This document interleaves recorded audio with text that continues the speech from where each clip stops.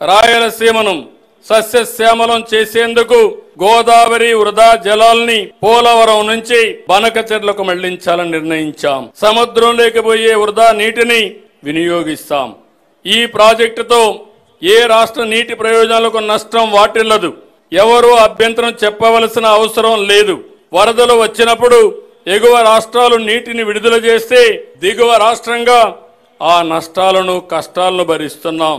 దిగువ రాష్ట్రంగా అదే వరద నీటిని వాడుకుంటామంటే అభ్యంతరాలు ఎందుకని అడుగుతున్నా.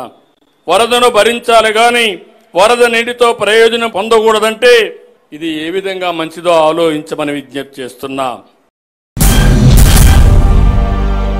ఆనాటి నుంచి ఈనాటి వరకు తెలంగాణ ప్రజల పోరాటమే సాగునీరు తాగునీరు సాధించడం.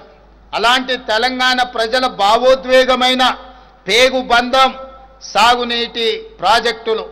కృష్ణా గోదావరి నదులలో ప్రతి చుక్క తెలంగాణకు రావాల్సిన వాటాను సాధించి ఎవరి ఒత్తిడికి లొంగేది లేదు, ఎవరి ఆరోపణలకు బెదిరేది లేదు.